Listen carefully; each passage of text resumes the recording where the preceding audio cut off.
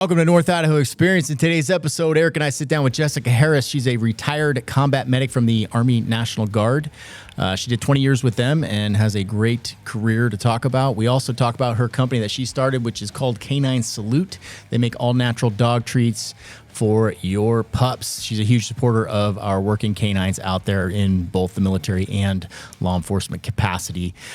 This was a great conversation. You guys will definitely enjoy it, so stay tuned. And remember, if you're thinking about making the move to North Idaho, our real estate team, also called North Idaho Experience, we specialize in helping conservative families find their freedom right here in North Idaho.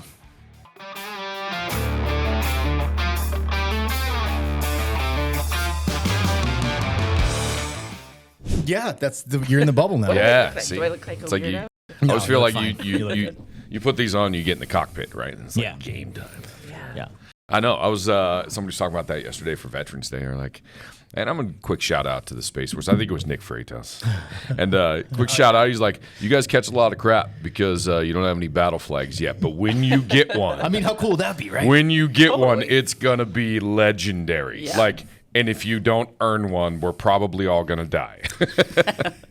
Like, that's fairly legitimate because their battle flag would be the freaking some alien They're invasion. probably watching that 3-Eye Atlas closely. This could be their first opportunity. 3-Eye Atlas. What do you mean? Isn't that what it's called? It's that meteor. Oh, bro, it's that meteor that's doing things that are outside of the normal scope of what a meteor would do.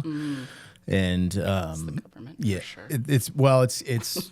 I was listening to who was it? Elon on Joe Rogan talking about it. Are you serious? Yeah. I gotta listen to that It like podcast. went behind the sun recently. I mean, it was on a fairly normal trajectory, but it's doing some things that are like outside the normal scope of what a interstellar comet would do. Oh, so it's like changing directions without rhyme or Potentially, reason. the makeup of it is odd. Like it's mostly nickel or something, and not a lot of iron. So there's speculation that it may be The deep state. unnatural or that. Yeah, but every time I hear something like that, you just realize how little we actually understand about what's going on in space. I mean, if it's nickel, we have no idea what sort of gravitational pull there is. Like, there's just so much out there that we don't know. That's the new frontier. I'm going all Star Trek right now. But honestly, I'm all about that. Like, we developed so many cool technologies, and that's one thing that I think we can all rally and get behind, I would hope, without getting, like, nothing political or religious ideology or anything. We can get behind the fact that there's a finite amount of time on this planet. Like, Yes. that should be something we can rally behind. And while we have this window of resource availability, I'm a big fan of space. Well, the aliens coming might be the thing that unites all of us finally. Could be. Get us back in the game, like post 9/11. Not of The aliens are already here. Yes, not of the southern border variety. Right. No, not. Yeah, no, okay. like All right, I'm tracking. the Which way aliens? outside of Yeah. all border variety. Yeah. Yeah. I don't know. Did you see the Aurora Borealis last night? No, I'm in didn't? bed at 8:00 every night, so it's very hard for Well, me I to saw witness them things like at that. 5:30. What? Yeah, right. I guess it was dark by then. So Yeah. Where were you when you saw it? So I live in Post Falls, Oh, shoot, I'm over there. right on You like saw the it from there? Prairie Falls Golf Course. No way. Cool. God dang it. Yeah, they were all over though. I'm surprised Dave didn't ping us. He's an absolute nerd when it comes to. I went out and looked Aurora last night. Borealis, did you? Because the new place is like, it's dark. Oh yeah, that's probably a great spot. Kill all the lights out there and there's nothing. But it was so foggy coming off the lake. But now that I've got this new thing for the podcast where I take my phone out of my pocket and leave it over there so I don't get buzzed the entire time. Yeah, good. By buzz, not like the whiskey buzz, which we occasionally do on the I know, podcast. like- That's true. Is it We can yes. say the word. I Yes. mean, whiskey? But I It was got it. Veterans Day yesterday. Yeah, that's true. right. Yeah. And I didn't have a single cocktail. I don't even know myself anymore. Yeah. Who But are it you? was beautiful. It was super cool. So you saw it too? Yeah. Yeah, what- but it was what's like wrong with me? with the fog breaking off the lake. Okay. It was super cool. Man, I feel like a failure. I didn't even know that was going on. You were a night. I didn't know, except when I got home, my neighbor was kind of walking down the hill, and she's like, "Hey, Northern Lights are out." I was like, "What?" So Freaking cool.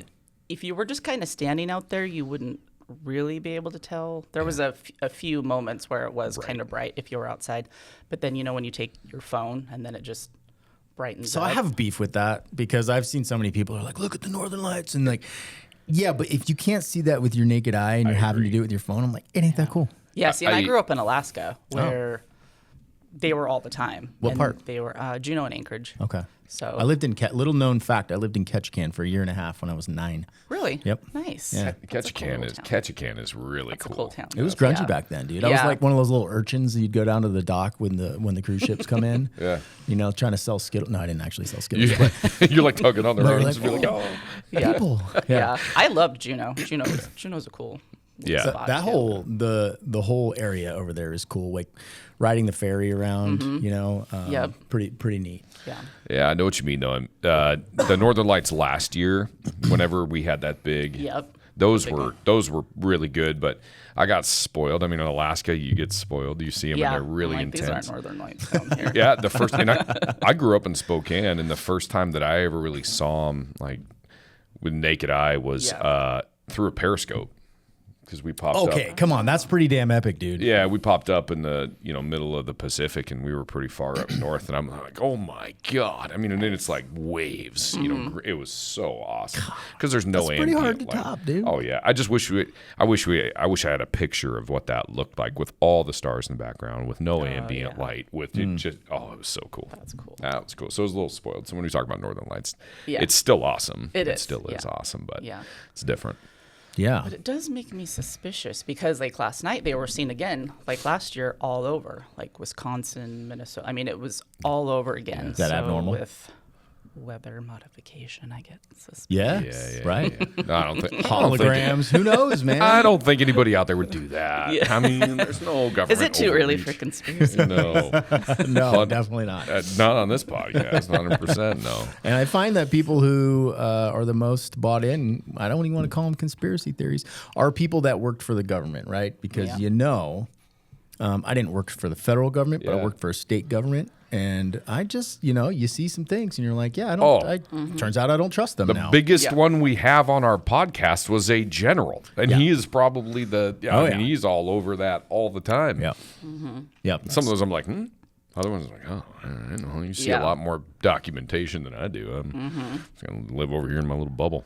So let's keep North Idaho free and awesome. Let's continue to make this the sanctuary of sanity. And, all right. full of northern lights, apparently. Yes. Yeah. Yeah. So Jess, Yes, sir. Jessica, what do you go by? Either. Either. Yeah. Okay, cool. I'm a short name person. Yeah. My name only has 4 letters. Retired combat medic, Army National Guard. Okay. Washington Army National Guard. Okay. How many? Like 20 years? 20 years, yeah. So 20 years. I joined in at 1995. I retired in 2015. And then, so I was kind of a weekend warrior to start out with. And then about the last 9 years, I was active duty in the Guard. Most of that time, about 7 of those years, were spent with our state's counter-drug task force. Oh, So, very cool. yeah. So so I did a little bit of everything. So primarily, I was a little bit of a narc because I ran our state substance abuse program. Yeah. Well, you're in a good room. Eric's lies light up. I don't know if you've heard the podcast. Eric loves to talk about the F word. I get into drugs a little bit. Yeah. So funny enough, so the Guard and active duty is, it's just different when it comes to drug testing. So we had a really high positive drug rate within the ranks. And so I ran the operations side for both the Army and the Air Guard, so for about 8,000 service members. And we, in the few years that I was there, or the first few years, we really kind of turned it around, and we actually developed a zero tolerance policy because we would have service members with positive drug like 12, 14, and Members. like for drugs. one person testing That positive many drugs? over and over and over. Because What were the? Is this marijuana or is this like other stuff? it's a lot. It was a lot. Marijuana, of course, was common. Cocaine, which that always made me laugh because I'm like, did you just do a line of blow like before formation? Do people do that anymore? So yeah, I'm like, who's doing coke? Like good cocaine or what? Yeah. Hoovering some schneef before you jump out into formation. Yeah, like Okay. where are we doing that? And then methamphetamines, and then taking prescription drugs that they didn't have a prescription for. Oh yeah. So it was a little bit of everything, but the way the discharge process works in the Guard, very slow compared to active duty, and so nothing was changing. It was kind of a joke. It's like, well, I can just have all these positive UAs and I'm not going to get kicked out, but at least they kept still showing up for drill. And so we were the first state to really develop a zero tolerance policy drug test. And we ended up being kind of the whole nation, like the National Guard Bureau used us as an example of what to do, because within a couple of years, actually about 18 months, we lowered our positive drug rate, because we were actually kicking people out too. So once the ranks start seeing, oh, they're actually kicking people out for drugs. Lock it down. So I did that for many years, and then also as a medic. So another part of our mission was providing support for law enforcement. We would do marijuana eradication missions in the summertime. Those are a good time. Been there. Yeah.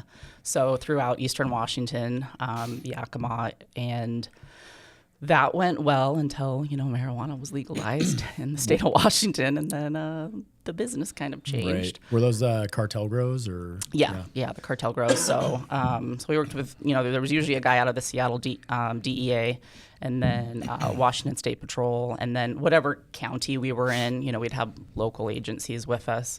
You always need a deputy or two. Yeah. Just throw some caution to the wind. Yeah. Absolutely. So that was a lot. That was a lot of fun. So I would go provide medical support, in case anyone got hurt, and then, but also part of the team. So we'd go in and pull the marijuana, and People you got to who count haven't the done that plants. have no idea how enormous those operations Oh are. my gosh, it's crazy. Yeah. And then the amount of and what it does to the environment. There's that piece too that people don't think of.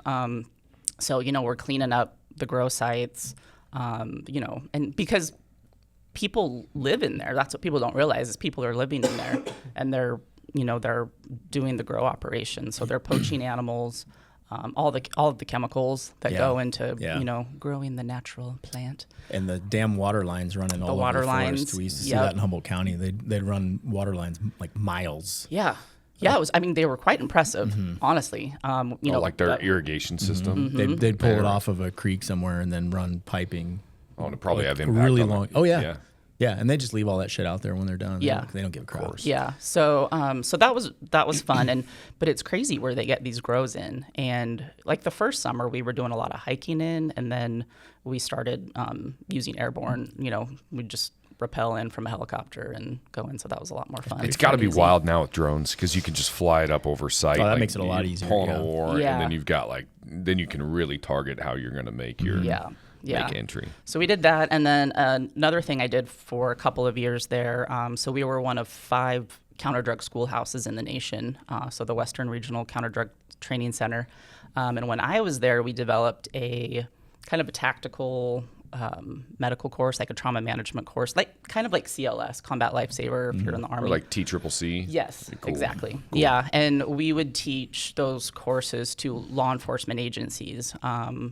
Border Patrol, we'd go to the northern border or southern border, did a handful of classes with those guys, and then just whatever local law enforcement agencies needed classes. And what was crazy when we started that, I didn't realize that law enforcement, they barely get a first aid class.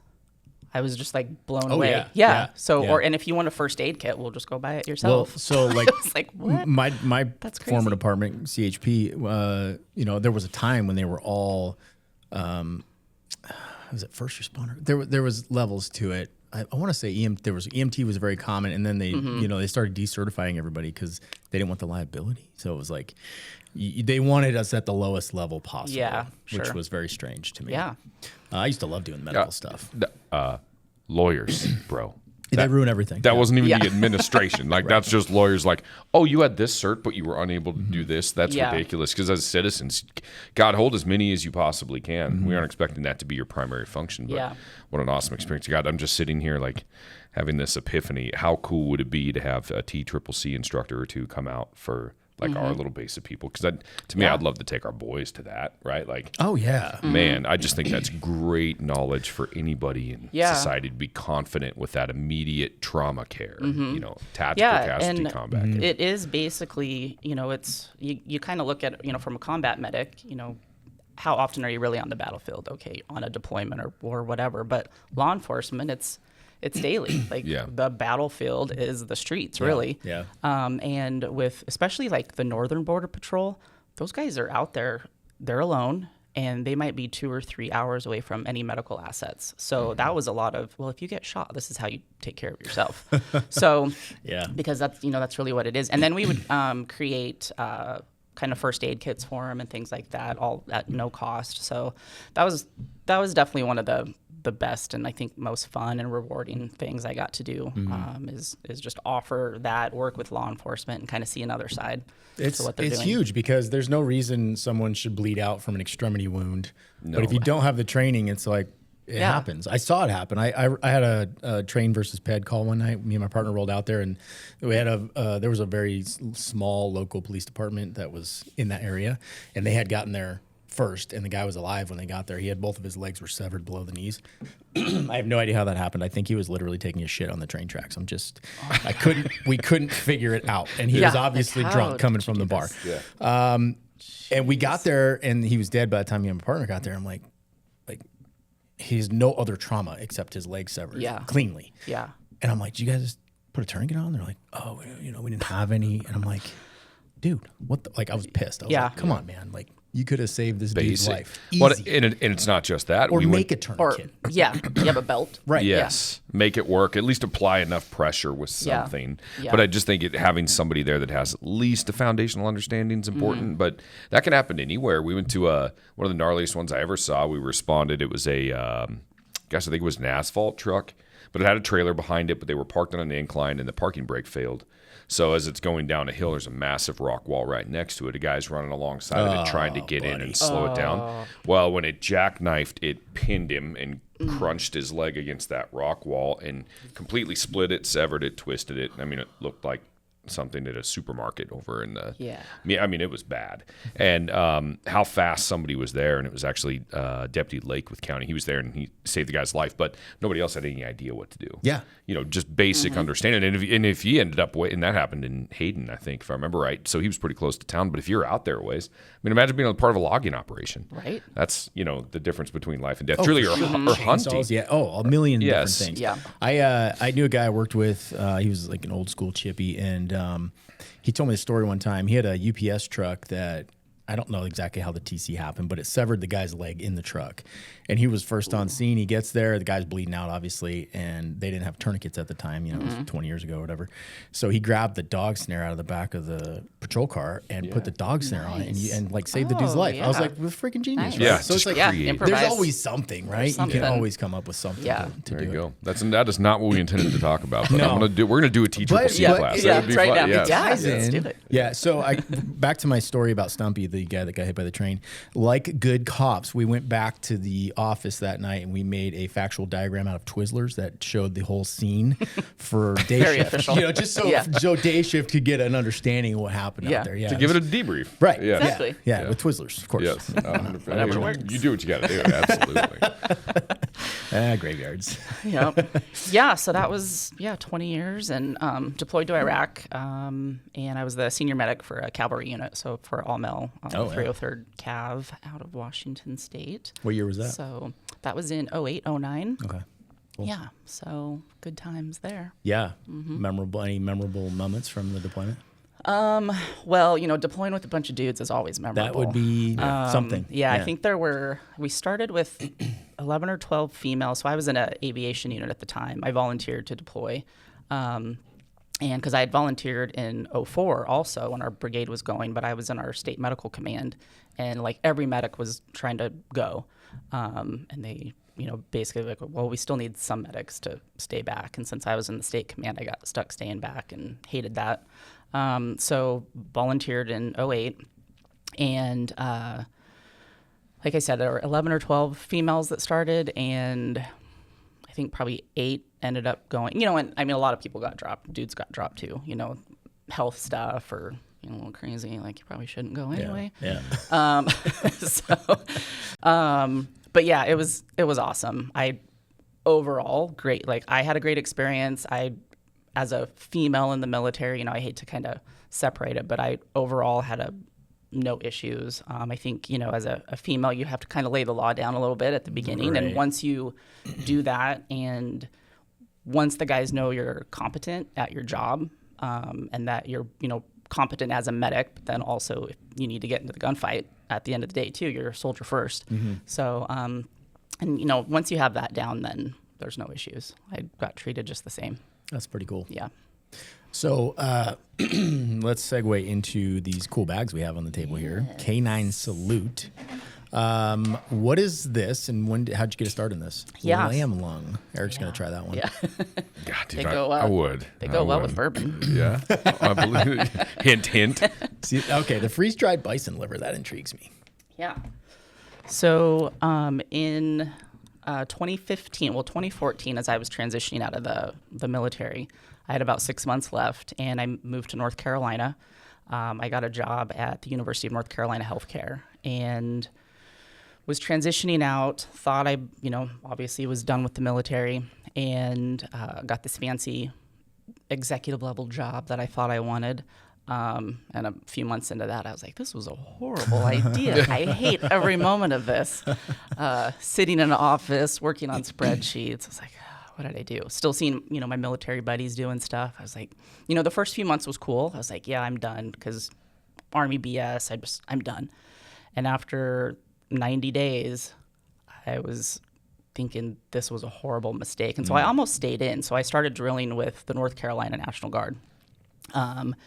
And that was a little strange. I was like, I don't know if I want to hang out with you guys, though. Different culture. Yeah, it was very different. So I was like, okay, I need to be done with it.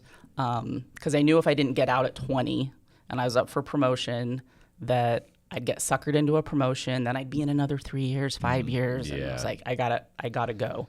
And I had this great opportunity at UNC. So, but when I was transitioning out, the TAPS, Transition Assistance Program, or whatever they have, so they have an entrepreneurship track that service members can do. And so I did that because I did have another business idea before Canine Salute. It was an indoor dog park and beer garden. Oh, shit. Yes. Hell yeah. 10 years ago, those really didn't exist. Right. They're kind of everywhere now. So I was kind of had that in the back of my head to do something like that. Which is pretty much a dating app without your phone. You know what I mean? Like an indoor dog track with a beer garden. I could see that. I'd feel a lot more confident meeting somebody at that than, a bar. Absolutely. Yeah, definitely. So I was kind of working on that on the side. And then in January of 2016, there were 9 police canines killed in the line of duty just in January. And by the end of 2016, I believe there were 33. Wow. And I had no idea. That's a lot. And I'd always kind of followed working dogs and stuff like that. I just love dogs. I love working dogs. I love seeing dogs bite people. Hell yeah. And that'll change your life. For those that haven't experienced that. A land shark. First time you see a bicep ripped off, you're like, oh, that's, I didn't know that could happen. That's pretty impressive. Yeah. So, but it was crazy. In January, January, it was like one after another. And so I would donate money, whatever, to the different organizations. And I was just sitting there one night thinking, what can I do to really bring awareness to what these dogs are going through, give back in some way. And so I'm sitting on the couch reading a dog magazine, which I ended up being in a few years later. So kind of full circle moment. And I'm looking at all these pet products and treats and looking at the ingredients. I'm like, these are garbage. I would not feed this stuff to my animal. And then it was that same night on January 19th that, is it this one? Yeah. So Canine Ogre was shot and killed. And I just remember, it was just kind of like this light bulb moment that went off. And because I'm looking at the dog treats in the magazine, another dog gets killed. And I think, so he was the 4th one of that month. And I just was like, dog treats. Let's do dog treats. Google, how do you start a dog treat business? It was really that. And and that was kind of when I thought of doing tributes. So every bag of treats has a tribute to a canine killed in the line of duty. Oh, wow. And I contact the handler directly, obviously not right away. And I let them know what I'm doing. So the handler provides the photo. They provide the short little bio that goes on the back. And then I donate 10% to designated canine organizations that either help provide protective vests for working dogs, medical equipment, things like that. So. That's awesome. That is cool. What a cool thing. I can't imagine, I've never been a canine handler, but the bond that you would build with those dogs. Like we have bonds with our own dogs, right? I've got 3 dogs. But that, like, there's a whole nother level because you're relying, that's your partner too. Mm-hmm.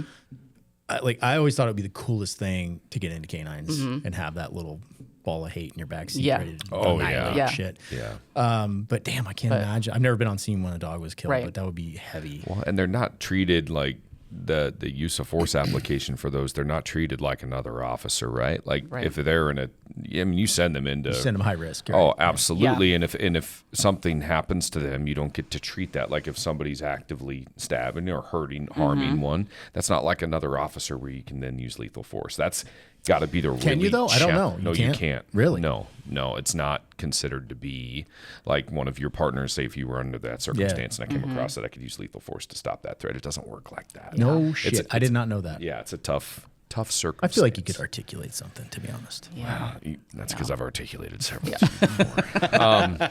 And there's laws being passed to try. So when people do kill a canine, there's laws that are, trying to be passed that it is like killing a police officer, like a human police officer. Right. There's escalations after the fact, but your use of force application with Graham Connor and all of those elements aren't met if a canine is at risk, right? It's considered to be a tool and property as opposed to a human life. There's just, think about that though. Yeah. I guess it makes sense on some level. Yes.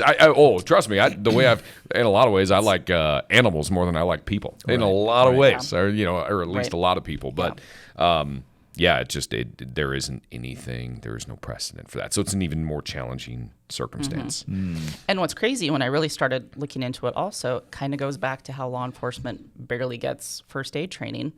So it's not in the budget of the police department to then protect the dogs that they purchase also. So that they might spend 20, 25 grand on a dog, but then it's up to community donations, fundraisers to protect that dog. Oh, like with a vest? With a vest, Gotcha. Anything, vehicle heat alarm, all of that stuff. Oh, yeah. So it's not in the budget. And so I'm just like, what? So we have this dog that costs $20,000. Right. Let's maybe also protect it. And vests aren't, 100%, but a lot of times where dogs are getting shot or stabbed, a vest definitely could have protected them. So, yeah. And so, so I started this, kind of that first quarter of 2016. And it's been kind of an off and on thing. It's been a little side gig here and there. I've won a handful of business contests, in 2018, 2019, I entered a contest with Bob Evans Farms and Damon John from Shark Tank. So they had a partnership together. And I was one of 3 veterans that won a $25,000 grant. Cool. So that helped along the way. And then for the last couple of years, so I was living in Oregon. I'm originally from Washington, but I was living in Oregon the last 2 years. That's why I migrated across the border to Idaho. You seem like our kind of people, so I don't think anyone would argue that. Yeah. I grew up in Spokane. It's all right. I lived in Spokane in the 90s, and it was cool. Yeah, but, me too. Yeah. That was Lewis and Clark kid. Yeah. Downtown. Yeah, it's different. It changed a lot. I lived on Sprague. Yeah. Yep. And so, so it's been, the last couple of years, I just kind of had some other life things going on, and it was just kind of on the back burner. I had my regular customers and things. And then getting here to Idaho this last year, I think just in a lot of ways sparked, again, really what I want to do. And finding that community. That was the problem in Oregon. There just wasn't the same veteran entrepreneur community I had. I had a really great group when I lived in North Carolina that really helped me get things going.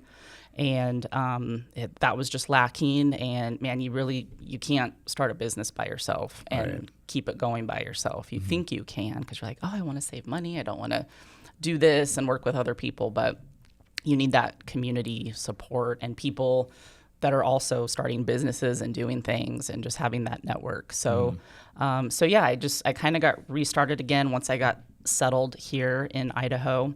And then over the summer or late spring, I joined this nonprofit organization called Warrior Rising. And so they're a national nonprofit. They help veterans and military spouses start businesses, grow their business. And so there was a 8-week online accelerator that I had to do. And it was just kind of getting back to the basics of business stuff. But once you do that, then you can compete for their business showers if you're selected. And so I ended up being selected to compete in Washington, D.C. With 5 other female veterans and a couple military spouses. So we pitched our business at J.P. Morgan Chase to a bunch of judges. And then later, the top 3 were selected to pitch live at an event. And so the top prize was $20,000.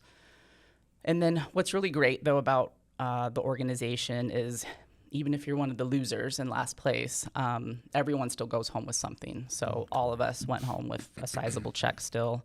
And then what I particularly love about Warrior Rising, where I've been involved in other veteran organizations that, they want to help. And they might help a little bit here and there, but then you're kind of forgotten and they don't kind of keep you in their sights and try to keep helping you. Where Warrior Rising, once you've been involved in their programming, then they continue to look for opportunities for you. And so I just got back from Salt Lake City this last week. They were having another business shower. They had 12 veterans pitching their business, but they invited a handful of us with products. We were pre-selected to pitch our products to Shields. I don't know if you've ever heard of hell Shields. yeah. Like Yes. Cabela's on steroids. Yes. Yeah. Yes. Shields is no joke. Never heard of it before. I've been into the one right outside Reno. Sparks. I think it's in Sparks, Nevada. Okay. Yeah. Yeah. That blew my mind. Yeah. So same. I had never heard of it. And then I was like, oh my God. And that's exactly how I described it. I was like, it's Cabela's on steroids. Yeah. They have a Ferris wheel. Yeah. There's a Ferris wheel inside. Bro. Why don't we have these in our life? Yeah. That so there would is be- one in Meridian, I think. Okay. There's one That down would there. be something to bring to North. Well, I like local business. I don't want to put black Yeah. sheep out. You know what I mean? Black sheep's local. Yeah. Yeah. But yeah, cool story. Yeah. So that's awesome. So there were like 8 or 9 of us, and it was everything. So I mean, I had my dog treats, and then let's see, there's a guy that has a toothpaste brand, knives, coffee, fragrance. I mean, we're all doing something so different, but it's really cool. So yeah, they were, they're wanting to get some veteran-owned products on That's their fantastic. shelves. So we pitched. Haven't heard anything. It seemed to go well for all of us, and I was like, well, maybe they're just being really nice. Yeah. I don't know. Because it was 5, buyers in multiple categories. So we presented all the information, it's not a normal business pitch when you're pitching to retail. It's, talking about your cost of goods, what they're going to buy it for, what are the margins that they want, stuff like that. How are your products going to look on our shelves, with other pet treats? So Right. they said they liked my packaging. They look really good. Yeah. And they're cool. I did these because I didn't want to pay for a graphic designer. Wow. So Nicely done. I just did these about 6 months ago, and there's definitely you're more critical of your own stuff than anyone else. And there's other, like, I want a new logo. This was a logo I had done 10 years ago for like $300. I was like, oh, whatever, that works. Yeah. But kind of as you get into it, you're like, okay, I want to change these little things that, again, most consumers aren't really nitpicking, but when it's your stuff, you're like, Yeah. oh, I know I could make this, a little bit better. So, but yeah, for not paying a graphic designer, I was like, hey, Pretty nice. Take Dude, it. No, So, Warrior Rising. yeah. I mean, what a great thing. So, if any veteran anywhere that's looking to start a business Yes. can access this. Yeah. I imagine you just start on the website and Yeah, go so from there. start on the website. They have there's an online portion first. I think it's like 40 modules that you kind of walk through. It's at your own pace. Everything's free. And it's just down and dirty basics of starting a business and how to write a business plan, the finance piece, marketing, that kind of stuff. You get through that. Then you can apply for the Warrior Academy. So that's their 8-week online accelerator program. And then from there, generally, so like the way we did it, I then submitted a 3-minute online pitch, and it was from the class that I was in during those 8 weeks. That's kind of who we were competing with. And not everyone, that does the course is then going to submit a pitch also. So you're not necessarily competing with everyone. So, a lot of people aren't even going to take that step to do the pitch. And then from there, you'll be selected for one of the business showers. And they do, gosh, I think they did like 5 this year. So Who started this? Is this a private entity? It's a special forces officer that started it. Very cool. Mm-hmm. Like that's near and dear to our hearts is helping people find purpose after a career or even a short time in, whether it's public safety or a veteran. Because a lot of men and women in those fields don't feel like they have any other skills other than what they were doing. Like, oh, I've only been a cop. I don't know how to do anything but be a cop. It's like, well, you actually have a lot of skills. You know how to show up on time. You know how to communicate. You know how to, de-escalate, problem solve. You know a lot. Yeah. And those translate really well to starting a business. Exactly. So I think that's fantastic. I wish, and maybe there is something like this for first responders. I was never in the military. I was just the first responder world, and I often look jealously at, and I'm like, man, there's nothing. There's not really, as much. It's not. Now that you say that, there really isn't. And it kind of bugs me because I'm like, man, like.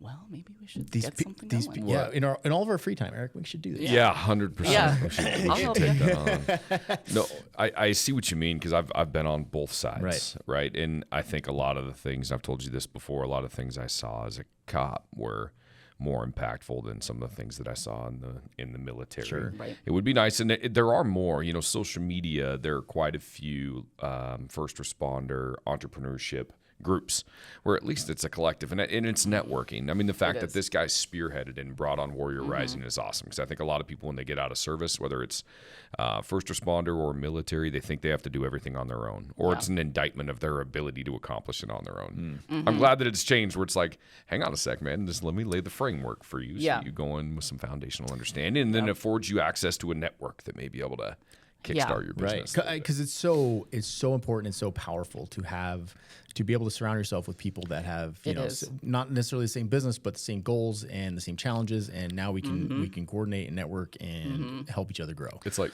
a vetted Reddit, right? So you don't get the trolls. If it's a series of you can say, hey man, what do you guys think about this, this, and this? And they can say, I see where you're going with that. I tried that. This might be a more affordable option, which is cool. Somebody trusted. Yeah, and Warrior Rising. So they started about 10 years ago, and so Jason Van Camp is the founder. Like I said, a SF officer. So prior to Warrior Rising, when I first started, I was involved with Bunker Labs. So Bunker Labs was a national nonprofit, same mission. That's who I became involved with in North Carolina. And then later I became a city leader for them for the Raleigh-Durham chapter. Then when I moved back to Washington, Tacoma, Washington in 2019, and I was a city leader for their Seattle chapter. So we were the ones basically, we would hold what we called the Bunker Brews every month. So it was just a monthly networking event, to have someone speak or have a panel, things like that. And that, of course, was going great. And then 2020, we know what happened. What happened then? Yeah. At least in Washington.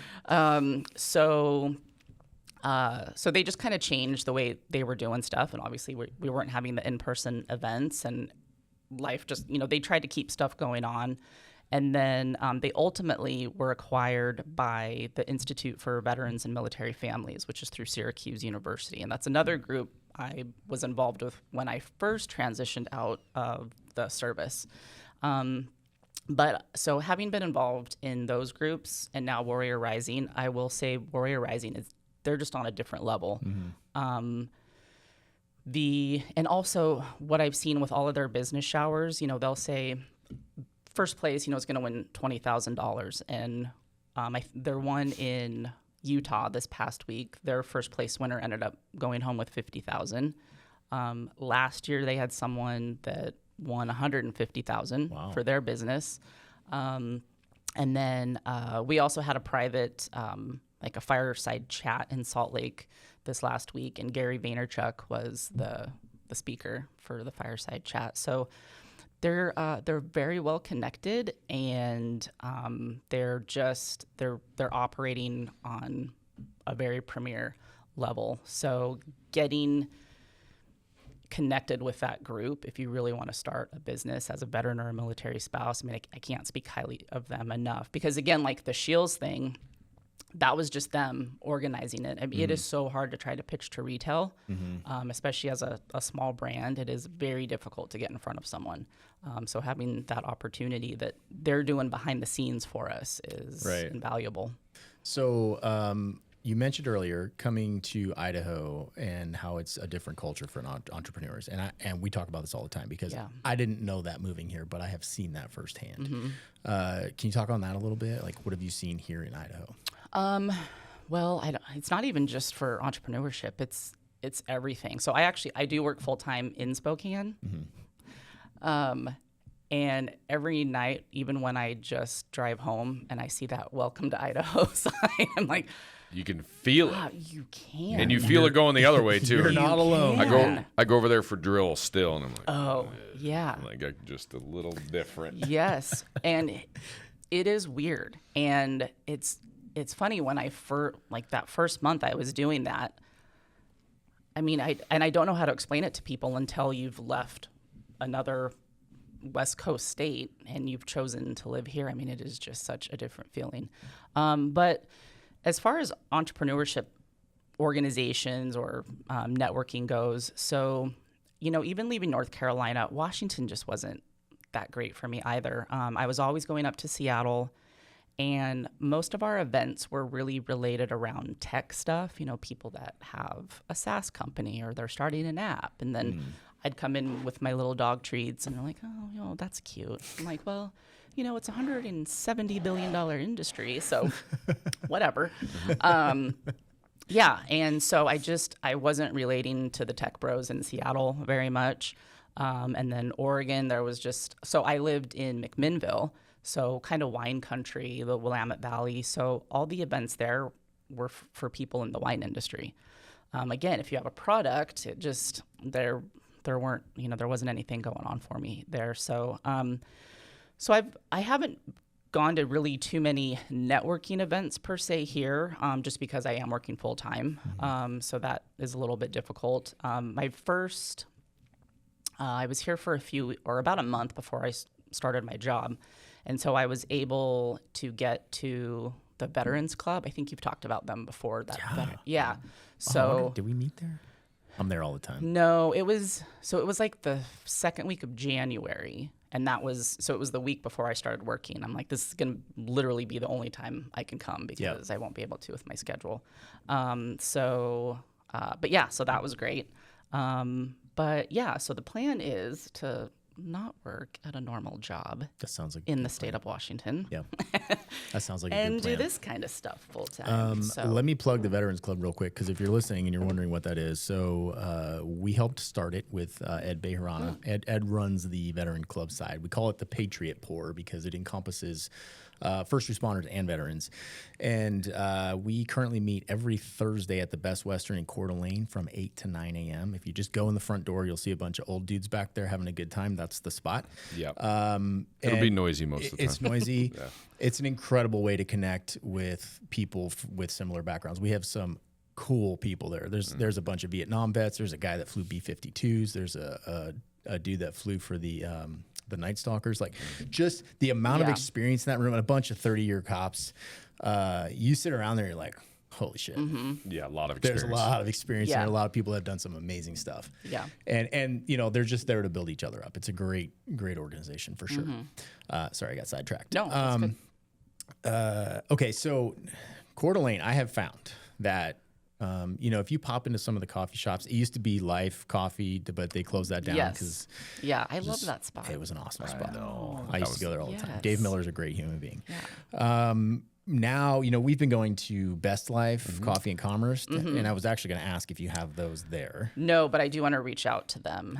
Do you know them? I don't. We do. Okay. We can connect. Okay. Because I've been in there and I'm like, they need some treats in here. They do. Sure. So Best Life Coffee and Commerce, they're downtown right on Sherman.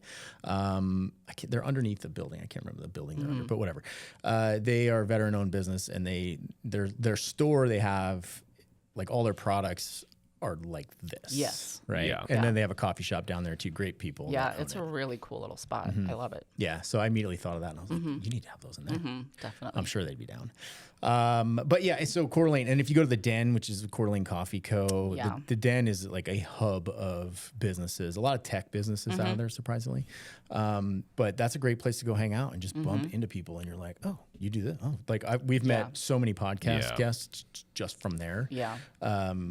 It kind of just blows my mind how much is here. People don't realize it. They think Coeur d'Alene's just small town, hillbillies. Like, no. Resort. Yeah.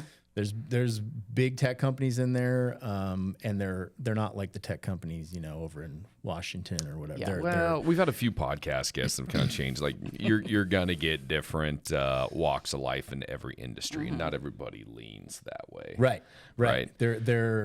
There tend to be freedom loving Americans that are Right. starting these companies here, which I think is fantastic. Yeah, it is. Well, Fun. and it's a little more business friendly. I mean, you've got a lot of businesses that are popping smoke out of Washington State. So Right. I can't imagine why. Well, I have to be honest because the closest Home Depot to my house is the one in Liberty Lake, and every time I have to go there for whatever honeydew list I have that particular day, it bugs me when I pay them like freaking state tax. I don't know where these taxes are going. It just pisses me off. And I grew up there, and it's sad because I know a lot of that still goes towards like first responders and road maintenance, which the roads suck. But every time I'm paying money there, it's like I know what this is going to. Exactly. And you were in Tacoma, so when did you come here from?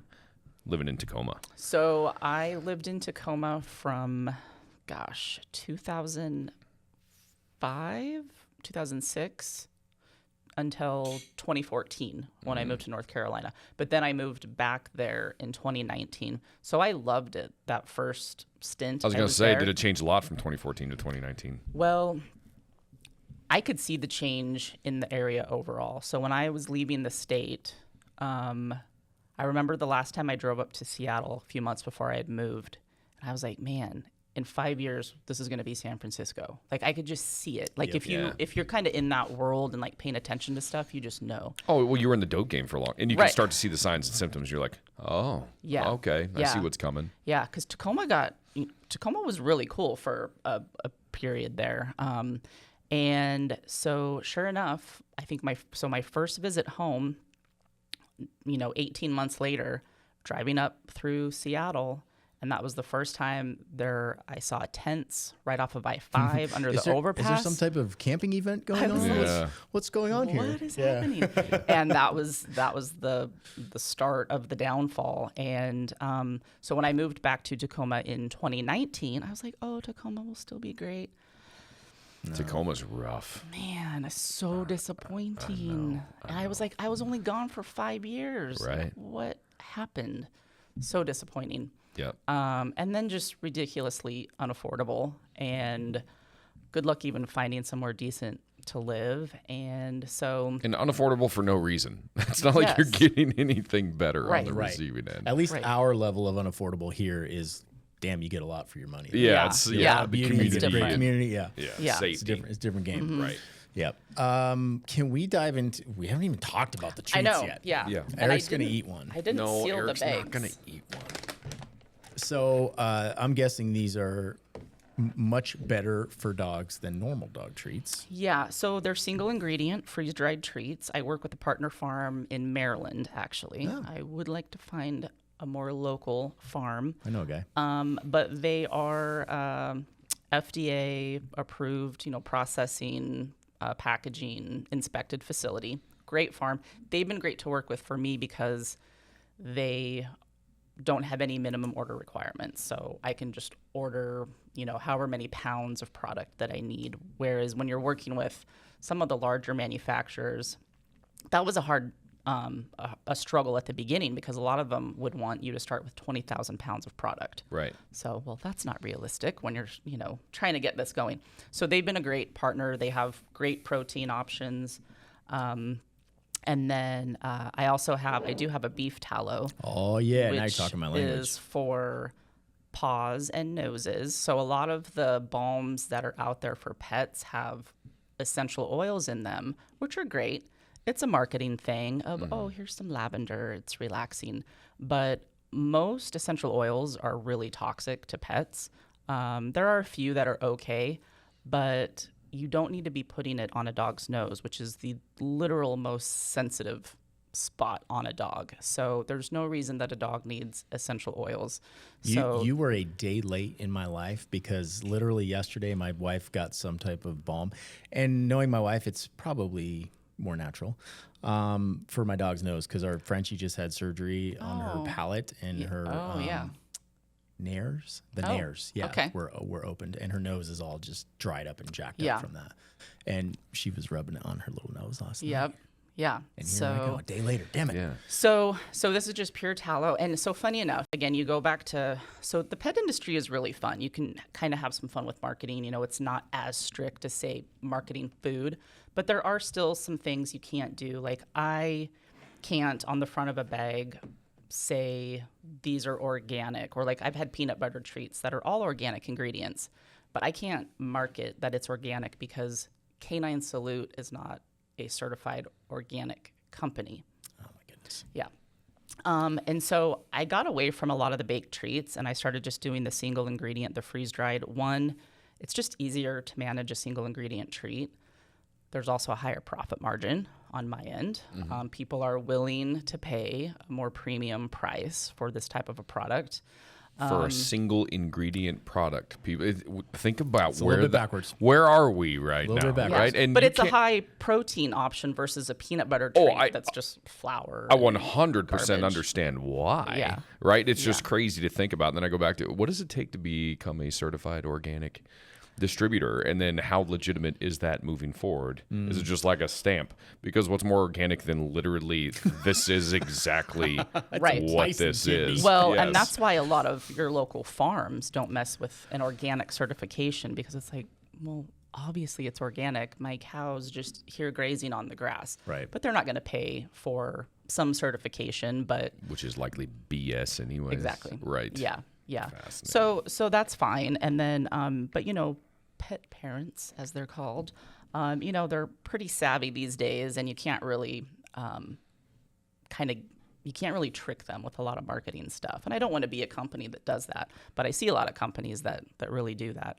And then, you know, it was the same with the tallow. So a lot of the brands, when I started looking at it with just all this stuff in it, because then you can market all these different things. And so the reason I started doing this, I was putting tallow on my own face and looking at my dog. So I have a 140-pound bull mastiff, and looking at him, and I'm like, wait a minute, come here.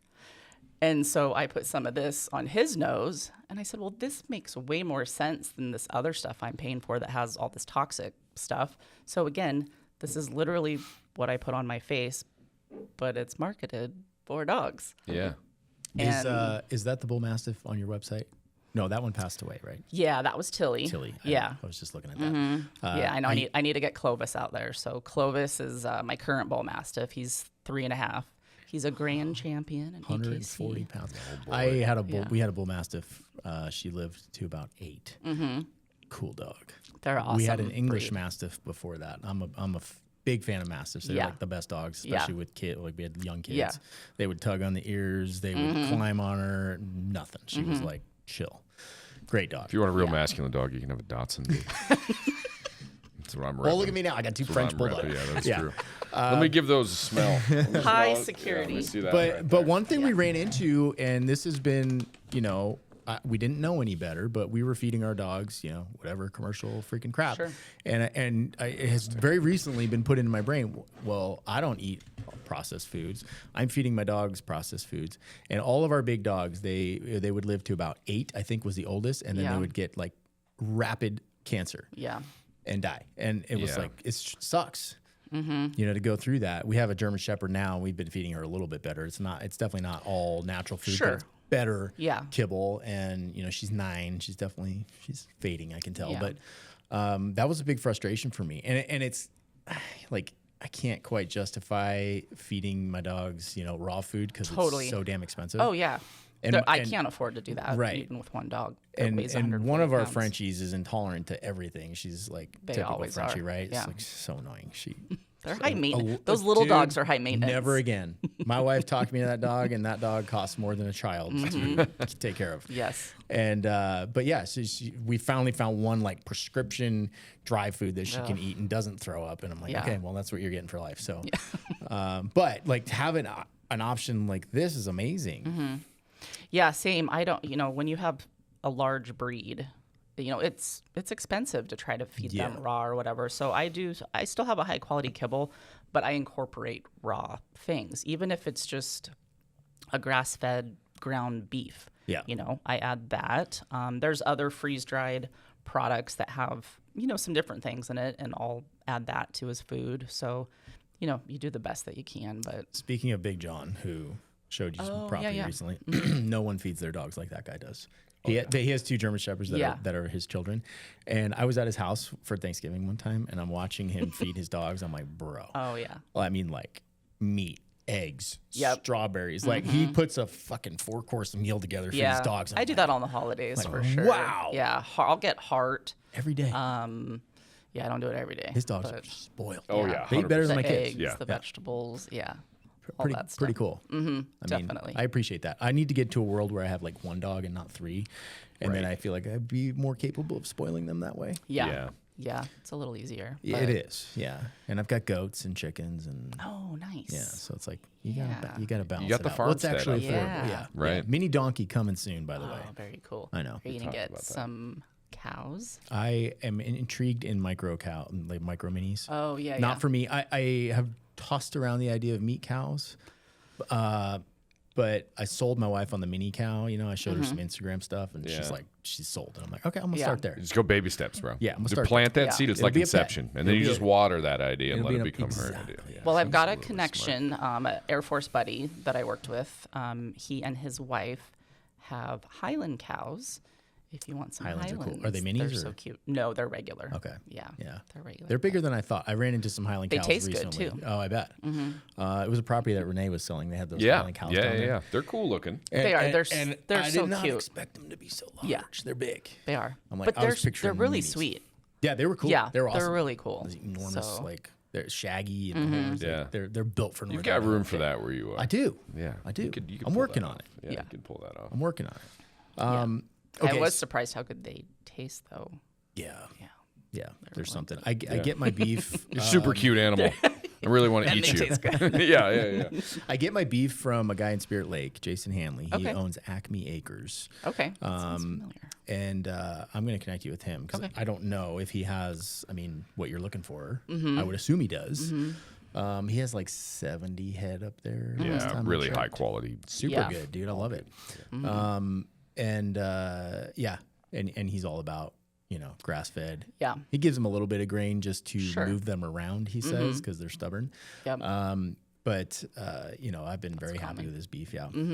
And it's Nice. cool to be able to get it locally. Totally. I get all the feed for my goats and chickens locally up at Twin Lakes Farm and Ranch up in Twin Lakes, and all the seed is from Idaho or fairly local. So I like we're all about that, just kind of supplying that local chain. So it'd be really cool if you could connect with somebody and start It sourcing would, that stuff yeah. nearby. That's what I loved. So Oregon, I will say the one thing I loved about Oregon, where I was in the Willamette Valley, I mean, there were farmers everywhere. It was everywhere. Had an awesome farmers market. And that was one of the first things I did then when I moved up here was where are all my local farms, because I am, I'd say, an 80% meat carnivore diet person, but I'm really particular about where it comes from also, and I just want to. I am that Happy 25% of the time. Yeah. Yeah.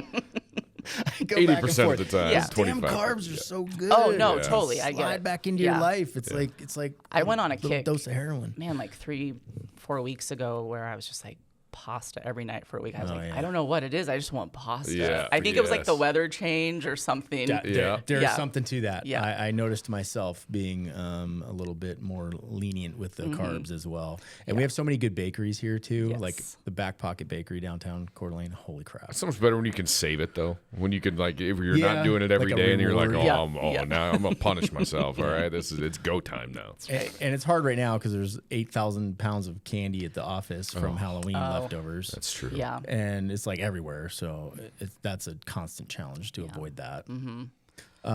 This one looks chocolate. I want to try to sneak one of these to one. Dave and tell him that it's like Dave, chocolate. Dave will eat things off the floor. You That's know he true. will eat this. You don't even have to sneak it. Are you going to do it? Yeah. Well, no, I mean that smells. It smells like bison liver. Smells like bison liver. Yeah. My dog would absolutely love that. Yeah, 100%. Yeah. The bison liver. What do we got? Oh, yeah, that's the kidney, I think. Are these the? Actually, kind of opened my eyes to the idea of taking because we have a bunch of grass-fed like ground beef. I'm gonna put a little bit of that over the top of the dog food. It should be fine. Like it's probably a good thing. Totally. I mean, you Do just you never do it raw? Just do it raw. Mhm. Yeah, just never want to feed them off the table, right? But something like that would be great. Yeah. They'll thank you for it. Yeah, Coats will be nice and shiny. Yeah. Yeah, that's true. Crack an egg on there. Yeah, that's Or one of rub my some favorites. tallow on his face. And some tallow. Canine Reefer. I don't know if you saw that. He was Oh. a drug dog, of course. Oh yeah, So yeah, it's my favorite. Oh, Chelan. yeah, so my hometown. I'm originally from Wenatchee. That's where I Okay. was born. So yeah, that was sad. He was on a break with his handler. His handler had sent him across the road to relieve himself, and then when he came back, he got hit by a car. Oh, damn. Brutal. Yeah, That sucks. That really I know. sucks. They're all just some of the stories are. Oh yeah. Oh yeah. It's very sad. Are these? Do you have other flavors, or is the four of these? These are the four I have. I do have a peanut butter I keep in stock sometimes. I don't have any right now. I'm kind of going back and forth with finding a new manufacturer. I haven't been 100% pleased with them this last year. They've been a little inconsistent. So I'm not selling it right now. We have a lot of guys, but I do not have a peanut guy, unfortunately. No. Can't Yeah. help there. Yeah, Yeah. sorry. Yeah, I mean that's always just an easy popular flavor that people want. It's just an easy peanut butter treat. So Well, I'd good. be more inclined to eat one of those if you had that. yes. So I did years ago when I was in North Carolina. I was at a Reds, Whites, and Brews festival. So it was a beer and wine event that benefited Folds of Honor, and they invited me actually. So I was the only non-beer or wine vendor. So I had my treats. And that was the best event. I sold out because there was no it was better than going to a pet event. And then people are drinking. So I was doing treat and beer pairings at my table. So I was like, your IPA will go really well with this peanut butter treat. And so I totally sold out. It was awesome. I was like, okay, these are the kind of events I need to go to. Yeah, your white wine and this lamb lung will be outstanding. Try this pairing on for size. Where we're getting tight Yeah. on time for Eric, but where can people find you? Where's the best place? caninesalute.com. Okay. Cool. That's I the will easiest I will link that in the show notes. Go out and buy some for your dogs. They will appreciate it. Yeah. heck yeah. Where can people get it locally? Anywhere right now? Nowhere local right now. Yet. Yeah, I'm going to connect you with somebody. Yeah. And then also, if you are a service member, veteran, or first responder, if you have a GovX, I don't know if you've heard of that. Oh, hell yeah. Yeah. Got that? If you have an account, you can use that on my website for, I think it's another 5% off or something. So Cool. Yeah. Good on you for starting a company that you're truly passionate about. You found a thing and you said, you know what, I think it needs to be better, and then you make that a passion project. Yeah, I always feel like that has a lot more lasting power than another business because you believe in what it is that you're doing, and it shows through when you're explaining it. Right, it's a lot easier when you truly believe in that. Yeah. I mean, And it I think too, just the awareness, kind of like you said, you didn't realize in 2016 how many dogs end up getting killed. Yeah. And on average, it's anywhere from 25 to 35 every year. That is the average. Oh yeah. And then there are the last kind of stat I saw is there are about 50,000 active working law enforcement canines across the country. And so that's a lot of dogs that need to be protected. And that's federal, state, stuff like that. And then there's about 10,000 that retire each year. And so again, that's another set of dogs that need to be cared for so that the handler isn't paying for that care. And so there's a lot of organizations that will help the handlers through kind of those last few years of care that the dog needs. Awesome. Have you linked up at all with some of our local canine units? I have not yet. Yeah. Well, you know a guy now. I know. I know a guy. Yeah. You know a guy that knows a guy. Yeah. No, Because that would be fantastic. Yes. Yeah, I definitely want to get ingrained with the guys here for sure. We will make that happen. and there's some excellent canines in here Awesome. locally that are Yeah. Yeah, they tore through my house before we tore it down. I saw that. Yeah. That was Super cool. awesome. Man, I was it- like, oh, Well, just it's a reminder. cool. You know, I've been on several SWAT calls where we were operating with the canine, and if it's an unknown, guess who goes? Right? Like Right. if we don't know, we always long leash them and let them go Yeah. clear it because they're not going to risk us yet. Yeah. And those little dudes don't care. They're don't like, Yeah, hell they yeah, don't let's do go, anything. let's go eat. So yeah. And there's always very that argument. You appreciative. know, look, I absolutely love dogs, and there's the argument of people of the dogs don't want to do, you know, the bleeding heart people. they live for it. Yes. Yeah. So they love it. Yeah, but at the end of the day, these animals, they want to work. Yeah. That's what they were born and bred to do, and they will save the life potentially of a human. Yeah. Not that their life is any less. However, they're going to go in and be able to kind of assess a situation or kind of really be the first ones put into danger before a human officer. And some of them just live to shred flesh. Okay, Yes. like that And is it's awesome. they love every single part of it. Which when you begin to get to know them, and they often take on the personalities of their handlers. And I was like, Yes. well, he's an asshole, so I expect you're going to be an asshole. And then they're laying between your legs, and you're at the front of the stack. And they're just dangling there, and I'm like, please don't do it. Please don't do it. Please. Yeah. I have I'm a short friendly. legs anyways. I was like, please just don't give them a nip, dude, please. And they give you that little snarl, and the handler's Yeah. like, "No, it's fine." I'm Oh, like, they bump my leg, and I'm like, oh my fun. god, he's gonna Yeah. bite him. He's gonna bite him. Like I know how attractive Nice those doggy. are. Nice All right, I doggy. know how attractive they are and how appealing that looks. Please, just today save me. Yes. No, but I absolutely love working with canines. They are, I mean, I've used them a ton when I was doing narc work, and love those things. Yeah. Man. And they are awesome. And then obviously been on some apprehensions, and they love. If for anybody that thinks that they don't love, that's they their love it. world. Yeah. They love it. Yep. But yeah, so and with that, let's protect them, Yeah. do the best we can, and honor the ones that have made that ultimate sacrifice. Yes, 100%, and we absolutely need them. Law enforcement needs them. They are such an excellent. There's no Definitely. replicating what they're able Yeah. to do. Truly, from both the narcotics and I know people are talking about a device or something like that, but from a narcotics and a personnel application, they're excellent. Yeah. And there are states, I remember this years ago, probably California, Washington, that I think there are some states where they've tried to get rid of canine units Yeah. altogether. That's so dope. Oh yeah. So- Well, Washington, when you legalize marijuana and you've got this whole group of dogs that's trained to alert to Right. the odor of, they don't think about the ramifications of Yeah. that. Other states like us got a pretty good deal on some cool dogs, but Yeah. it's really hard to untrain that. I Yeah. mean, I don't even know if they've can yet. But same with like fentanyl became a thing. They had to train that in, but training it out's a lot more difficult. Yeah.